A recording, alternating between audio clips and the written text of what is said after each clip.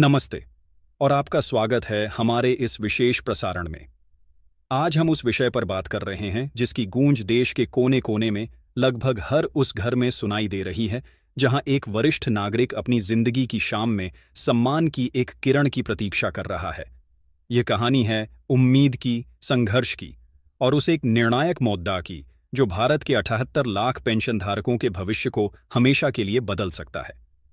दिल्ली के सत्ता के गलियारों में जहां हर रोज अनगिनत राजनीतिक समीकरण बनते और बिगड़ते हैं, पिछले कुछ दिनों से एक ऐसी खामोश हलचल मची हुई है जिसकी तपिश प्रधानमंत्री कार्यालय से लेकर नॉर्थ ब्लॉक तक महसूस की जा रही है। यह हलचल किसी राजनीतिक दल के दांव पेंच का नतीजा नहीं है, बल्कि यह देश के उन वरिष्ठ नागरिकों द्वारा दिए गए एक अल्टीमेटम का परिणाम है जिन्होंने अपनी पूरी जिंदगी इस राष्ट्र के निर्माण में लगा दी।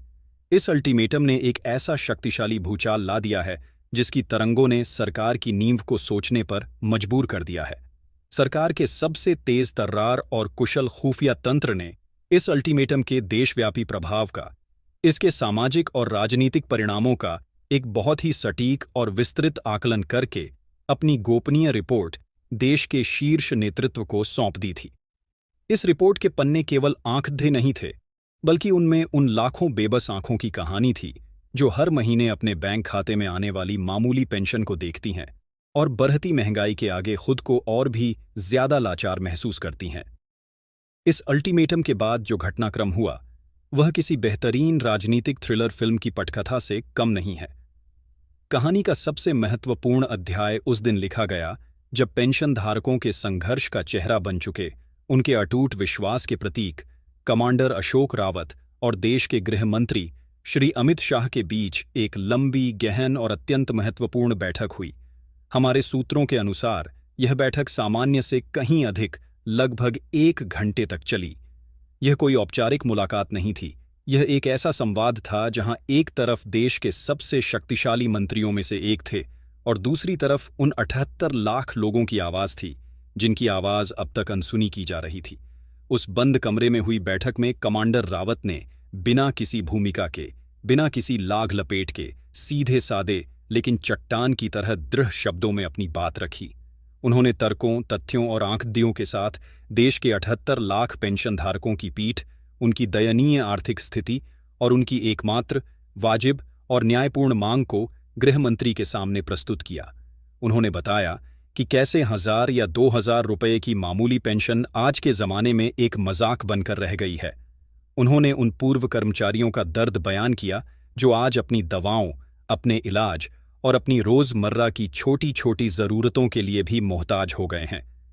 उनकी मांग बिल्कुल स्पष्ट थी, न्यूनतम पेंशन 7500 रुपये और उस पर महंगाई भत्ते की सुरक्षा, ताकि बढ़ती कीमतों का बोझ उनकी कमर को और न तोड़े। इस मुलाकात के बाद जो हुआ वह इस पूरे घटनाक्रम का सबसे निर्णायक और सबसे महत्वपूर्ण मुद्दा है। गृहमंत्री अमित शाह, जो अपनी असाधारण राजनीतिक कुशलता, अपनी अचूक प्रशासनिक पकड़ और जमीनी हकीकत की गहरी समझ के लिए जाने जाते हैं, उन्होंने इस मामले की असाधारण गंभीरता को तत्काल भांप लिया। उन्हें यह समझने में एक पल भी नहीं लगा कि यह केवल कुछ 1000 रुपयों की वित्तीय मांग नहीं है, बल्कि यह एक ऐसा भावना पहला और सबसे बड़ा बिंदु था, छवि का संकट।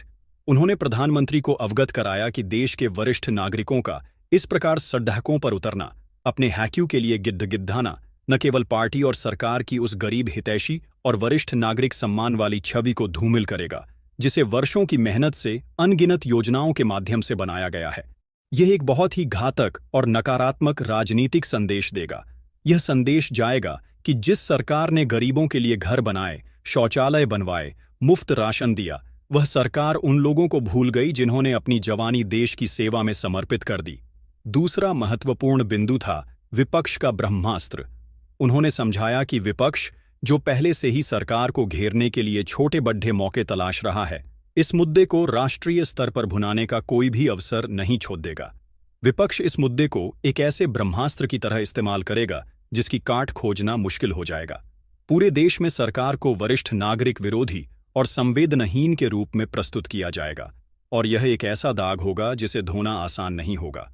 और तीसरा, सबसे निर्णायक बिंदु था एकमात्र समाधान। श्री शाह ने स्पष्ट और दृढ़ शब्दों में सलाह दी कि अब आश्वासनों, समितियों और अगली पिछली तारीखों का खेल समाप्त हो चुका है। अब और कोई कमेटी बनाने या रिपोर्ट का इंतजार करने का समय नहीं है। इस मामले को और अधिक खींचना या टालना देश के लिए, सरकार के लिए और पार्टी के लिए विनाशकारी साबित हो सकता है। इसलिए बिना किसी विलंब के तत्काल प्रभाव से पेंशन में सम्मानजनक वृद्धि की घोषणा करना ही एकमात्र सम्मानजनक और विवेकपूर्ण समाधान है। इतना ही नहीं, उन्होंने एक रणनीतिक दांव की भी सलाह दी। उन्होंने इस बात पर भी जोर दिया कि सरकार को यह कदम किसी आंदोलन का अवसर दिए बिना, किसी के दबाव में आए बिना स्वयं ही उठा लेना चाहिए, ताकि पूरे देश में यह संदेश जाए कि सरकार ने यह निर्णय किसी के झुकाने पर नहीं, बल्कि अपनी अंतरात्मा की आवाज सुनकर, अपनी संवेदनशीलता और अपने वरिष्ठ नागरिकों के प्रति अपने कर्तव्य और सम्मान के कारण लिया है। इसका एक अत्यंत सकारात्मक और शक्तिशाली संदेश पूरे देश में जाएगा और सरकार की नैतिक सत्ता और भी मजबूत होगी। और अब हम उस जानकारी पर आते हैं जिसका आपको, हमें और देश के लाखों परिवारों को बेसब्री से इंतजार है। गृह मंत्री की इस तार्किक, रणनीतिक और दृढ़ सलाह पर प्रधानमंत्री नरेंद्र मोदी ने क्या प्रतिक्रिया दी? उनकी प्रतिक्रिया क्या थी? हमें जो अत्यंत विश्वसनीय और उच्च स्तरीय सूत्रों से पता चला है, उसके अनुसार प्रधानमंत्री ने गृह मंत्री की पूरी बात को न केवल अत्यंत धैर्यपूर्वक और गंभीरता से सुना, बल्कि उन्होंने यह आश्वासन भी दिया कि वे उनकी सलाह से अक्षरशः सहमत हैं। और इससे भी बड़ी खबर यह है कि प्रधानमंत्री ने कहा कि इस दिशा में सारी तैयारी पहले ही पूरी कर ली गई है। जी हां, आपने बिल्कुल सही सुना। प्रधानमंत्री मोदी ने कथित तौर पर यह स्वीकार किया है कि पेंशन वृद्धि का यह मामला उनकी सरकार की सर्वोच्च प्राथमिकताओं में से एक है और इसे अब और टाला नहीं जाएगा। सरकार के भीतर इस पर काम किस स्तर तक पूरा हो चुका है, इसका अंदाजा आप इसी बात से लगा सकते हैं कि संबंधित मंत्रालयों में आवश्यक समन्वय स्थापित किया जा चुका है। वित्त मंत्रालय, श्रम मंत्रालय और कर्मचारी भविष्य निधि संगठन यानी ईपीएफओ के बीच इस विषय पर कई दौर की बैठकें हो चुकी हैं और एक साझा सहमति बन चुकी है। इसकी पूरी वित्तीय रूपरेखा तैयार कर ली गई है। पेंशन की गणना कैसे होगी, उसके लिए अतिरिक्त वित्तीय संसाधन कहां से जुटाए जाएंगे और उसके वितरण की पूरी प्रक्रिया की रूपरेखा को अंतिम रूप दिया जा चुका है। हर एक पहलू पर, हर एक तकनीकी और वित्तीय चुनौती पर विचार करके उसका समाधान निकाल लिया गया है। प्रधानमंत्री ने यह स्पष्ट संकेत दिया है कि अब केवल सही समय और सही मंच से इसकी आधिकारिक घोषणा की जानी शेष है। उन्होंने श्री अमित शाह को यह भरोसा भी दिलाया है कि सरकार का हर संभव प्रयास यही होगा कि पेंशन भोगियों की अगली मासिक किस्त का भुगतान होने से पहले ही इस बढ़ी हुई राशि को लागू कर दिया जाए। इसका सीधा और स्पष्ट अर्थ यह है कि जिस 7,500 रुपये की राशि का आप वर्षों से एक सपने की तरह इंतजार कर रहे हैं, वह अब सिर्फ एक सपना या दूर की कौड्ढी नहीं, बल्कि एक साकार होने वाली हकीकत के बिल्कुल करीब है। प्रधानमंत्री नरेंद्र मोदी द्वारा की गई यह पूरी तैयारी यह दर्शाता है कि सरकार अब इस मुद्दे को और अधिक टालने के मूड में बिल्कुल नहीं है। आपका वर्षों का संघर्ष, आपकी तपस्या, आपका अटूट धैर्य और कमांडर अशोक रावत का निस्वार्थ नेतृत्व अब अपना निर्णायक रंग लाने वाला है। इस पूरी कवायद को, इस पूरी तैयारी को अंतिम और आधिकारिक रूप देने का मंच भी लगभग तय हो चुका है। प्रधानमंत्री नरेंद्र मोदी की अध्यक्षता में केंद्रीय कैबिनेट की एक अति महत्वपूर्ण बैठक जल्द ही आयोजित होने वाली है। आपको स्मरण होगा कि प्रधानमंत्री मोदी अपने तीसरे कार्यकाल में अत्यंत तीव्र गति और निर्णायक क्षमता के साथ एक के बाद एक बड़े फैसले ले रहे हैं।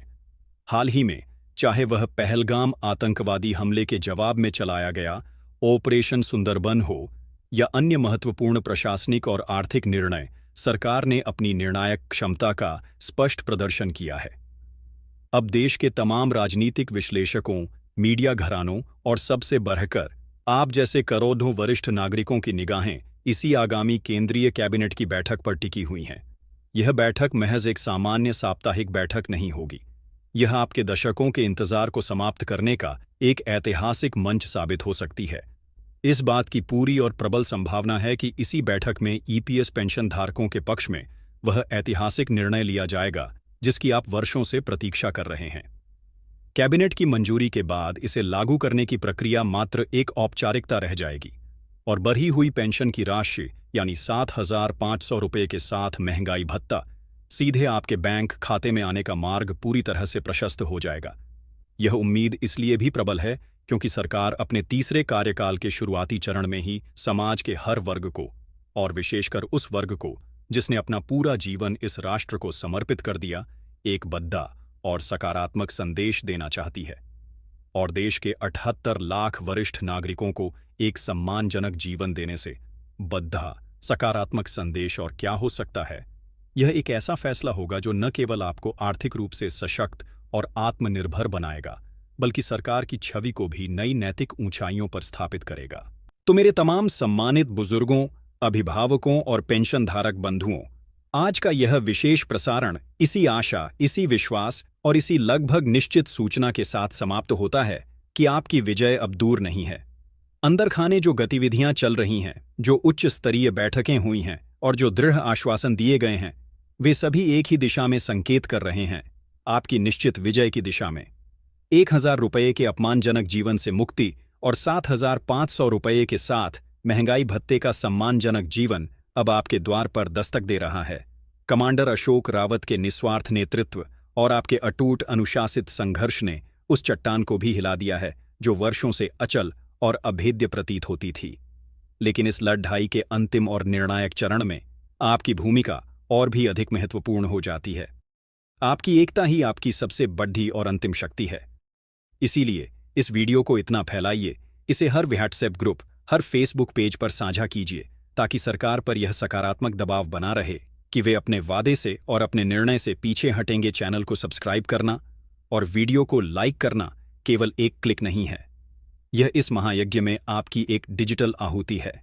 यह आपकी आवाज को वायरल करके सरकार को हर पल यह याद दिलाता है कि देश के करोड़ों वरिष्ठ नागरिक अपनी मांगों के पूरे होने का, उस आधिकारिक घोषणा का पलकें बिछाए इंतजार कर रहे हैं। हमें पूरा विश्वास है कि अगली बार जब हम आपसे मुखातिब होंगे तो हम आपको पेंशन वृद्धि की आधिकारिक खुशखबरी सुना रहे होंगे। तब तक अपना धैर्य बनाए रखें, अपनी एकता बनाए रखें और सबसे महत्वपूर्ण, अपने स्वास्थ्य का ध्यान रखें, क्योंकि एक नए, बेहतर और सम्मानजनक जीवन का सूर्योदय होने ही वाला है। इसी के साथ मैं आपसे विदा लेता हूं। न्यूज़ से जुड़े रहने के लिए आपका हृदय से बहुत बहुत धन्यवाद। जय हिंद।